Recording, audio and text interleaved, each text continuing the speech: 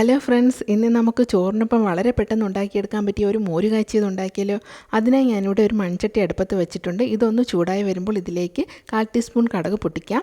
ഇനി ഇതിലേക്ക് 2 വറ്റൽമുളക് അരിഞ്ഞതും ഒരു 4 കുഞ്ഞുള്ളി അരിഞ്ഞതും കൂടി ചേർത്ത് കൊടുക്കാം. ഇതൊന്ന് മൂത്ത് വരുമ്പോൾ ഇതിലേക്ക് ആവശ്യത്തിന് കറിവേപ്പിലയും ഒരു ചെറിയ കഷ്ണം ഇഞ്ചി അരിഞ്ഞതും ഒരു 3 വെളുത്തുള്ളി അരിഞ്ഞതും കൂടി ചേർത്ത് കൊടുക്കാം. ഇനി ഇതിലേക്ക് ഒരു അര സവാള നീളത്തിൽ അരിഞ്ഞതും 2 പച്ചമുളക് കീറിയതും ഒരു തക്കാളി നീളത്തിൽ അരിഞ്ഞതും കൂടി ചേർത്ത് നന്നായി വഴറ്റിയെടുക്കാം. ഇത് നന്നായി വഴന്നു കഴിഞ്ഞാൽ ഇതിലേക്ക് ആവശ്യത്തിന് ഉപ്പും 1/2 ടീസ്പൂൺ മഞ്ഞൾപ്പൊടിയും 1/4 ടീസ്പൂൺ കാശ്മീരി ചില്ലി പൗഡറും ചേർത്ത് നന്നായി ഇളക്കിയെടുക്കാം. ഇതിൻ്റെ പച്ചമണം ഒന്ന് മാറിക്കിട്ടിയാൽ നമുക്ക് നല്ല കട്ട തൈര് ചേർത്ത് കൊടുക്കാം. ഗ്യാസ് ഓഫ് ചെയ്തതിന് ശേഷം മാത്രമേ തൈര് ചേർത്ത് കൊടുക്കാവൂ.